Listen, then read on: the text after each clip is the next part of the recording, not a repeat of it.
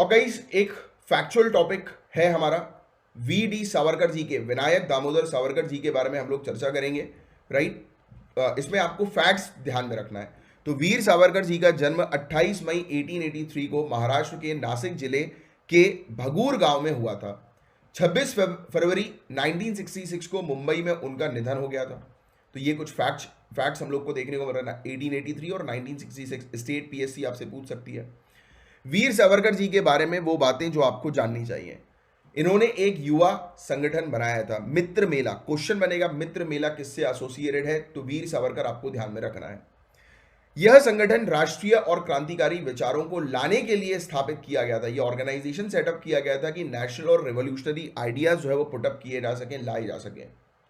वह विदेशी वस्तुओं के खिलाफ थे और स्वदेशी के विचार का प्रचार करते थे। तो ये फॉरेन गुड्स के अगेंस्ट थे और इन्होंने प्रोपोगेट किया था आइडिया ऑफ स्वदेशी। Very important point. कई बार लोग स्वदेशी को जो है वो डायरेक्ट महात्मा गांधी जी से जो है वो लिंक करते हैं, बट ऐसा नहीं है।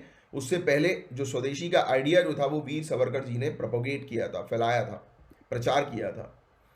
उन्होंने नास्तिकता और तर्क संगतता यानी कि अथीज्म और रैशनैलिटी का समर्थन किया और रूढ़िवादी हिंदू विश्वास को भी अस्वीकार कर दिया, ऑर्थोडॉक्स हिंदू बिलीफ को भी डिसअप्रूव कर दिया। वास्तव में उन्होंने इवन काउ वर्शिप, गौ पूजा को भी अंधविश्वास बताकर खारिज कर दिया। तो ये पॉइंट थोड़े से ध्यान में रखना है इनसे रिलेटेड। उन्होंने रत्नागिरी में अस्पृश्यता के उन्मूलन यानी कि अनटचेबिलिटी को एबॉलिश करने के लिए भी काम किया। और बाबा साहेब अंबेडकर जी ने इनके काम की तुलना भगवान बुद्ध से की है। तो ये पॉइंट भी ध्यान में रखना। क्वेश्चन बनेगा कि डॉक्टर बाबा साहब अंबेडकर जो है उन्होंने किनके वर्क को जो है वो भगवान बुद्ध से कंपेयर किया। तो आप वीर सावरकर जी थोड़ा सा ध्यान में रखिएगा। इसके अलावा कुछ संगठन या संस्था जो इनसे जुड़े हैं, तो 1937 से 1943 के पीरियड के बीच में हिंदू महासभा की ये अध्यक्ष थे, प्रेसिडेंट थे हिंदू महासभा के। 22 अक्टूबर 1939 को जब कांग्रेस मंत्रालयों ने इस्तीफा की पेशकश की तो उनके नेतृत्व में हिंदू महासभा ने सिंध, बंगाल और नॉर्थ वेस्ट फ्रंटियर प्रोविंस जैसे प्रांतों में सरकार बनाने के लिए मुस्लिम लीग के साथ सहयोग किया। तो ये वाला पॉइंट भी आप ध्यान में रखिएगा। इनकी लीडरशिप में काफ़ी सारी जो प्रोविंस जो थे वो आते थे और इन्होंने मुस्लिम लीग का सहयोग किया अलग अलग प्रोविंसेस को पर अपनी लीडरशिप जो है वो स्टैब्लिश करने के लिए, राइट। तो ये चीज़ हम लोग को देखने को मिल रही है। और पुणे में सावरकर ने अभिनव भारत सोसाइटी की स्थापना करी। तो अभिनव भारत सोसाइटी जो है वो उसका फाउंडेशन किसके द्वारा रखा गया, तो सावरकर, आप ध्यान में रखिएगा। और वह तिलक की स्वराज पार्टी में शामिल हो गए।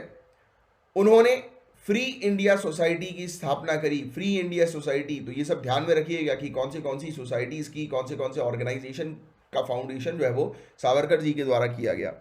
और सोसाइटी ने भारतीय कैलेंडर पर त्योहार, स्वतंत्रता आंदोलन स्थलों सहित महत्वपूर्ण तिथियों का जश्न मनाया और भारतीय स्वतंत्रता के बारे में चर्चा को आगे बढ़ाने के लिए समर्पित किया। मतलब कि इन्होंने जो ये फ्री इंडिया सोसाइटी बनाई थी तो इसका मेन ऑब्जेक्टिव था कि इंडियन कैलेंडर्स के अंदर इंडिया की जो इंपॉर्टेंट डेट्स हैं उसको सेलिब्रेट करना, लोगों को जो है वो मतलब देश के लिए जो है वो मोटिवेट करना कि आप जो है वो आज़ादी जो है वो पा सकोगे, यूनाइट करना लोगों को, राइट। आज़ादी के लिए उकसाना मतलब कि लोगों के ब्रेन में जो है वो चीज़ डालना कि आप जो है वो बंदिश में हो, आप ब्रिटिशर्स की बंदिश में हो। तो उनको पढ़ाना, उनको सिखाना।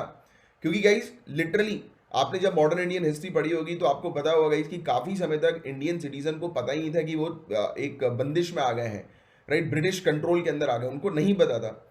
महात्मा गांधी जी ने जो साउथ अफ्रीका से आने के बाद जो पूरे इंडिया में जो विजिट करी थी अलग अलग जगह पर, अलग अलग लोकेशन पर, तो उनका एक मेन ऑब्जेक्टिव ये भी था कि लोगों को अवेयर करना अबाउट ब्रिटिश रूल, कि ब्रिटिशर्स ने आपके ऊपर कब्जा कर लिया है, आपको आज़ादी नहीं मिल रही है, राइट। तो ये काम इनका भी हम लोग को देखने को मिला था सावरकर जी का, इनकी फ्री इंडिया सोसाइटी के माध्यम से।